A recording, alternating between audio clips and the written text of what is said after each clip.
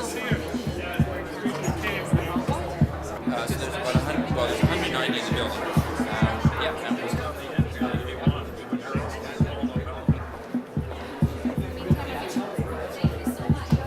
It's my distinct pleasure to be your MC for tonight's event. So welcome to Urbanomics.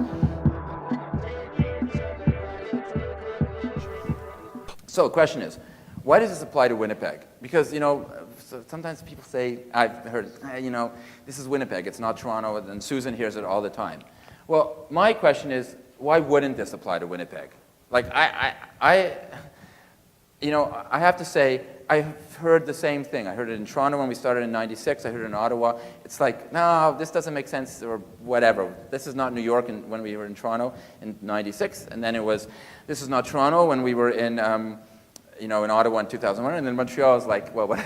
Like, screw off. And then, so people always say, well, because this is not where you were before. Well. So what are the reasons people say it's not Winnipeg? Well, okay, no one really lives downtown. Well, okay, I have to tell you something. That was exactly the situation in our King Spadina project in '96, Byward Market in 2001, for sure West Don Lands in 2007, and the Multimedia City in 2006 in Montreal.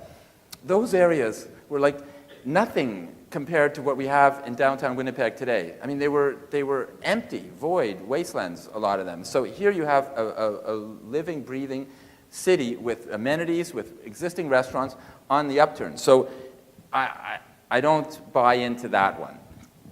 And next one is, people don't need to live in condos in Winnipeg. The traffic's not like Toronto. We get that comment as well. Well, it's the same question I got a lot with Smart House. Why do people need to live in 300 square foot condos? I'm like, no one needs to. We're not telling people to.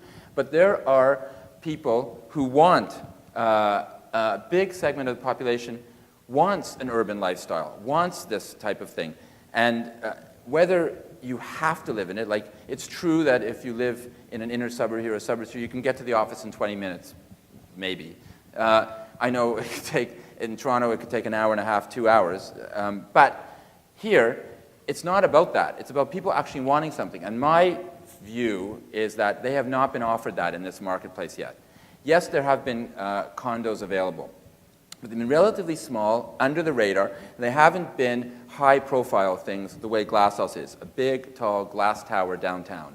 Those things change perceptions, and people who have been looking for that, as can be attested, because we have 80 sales already, which is, a huge, I think, a huge response to what we've been put on the market only a couple or 3 months ago.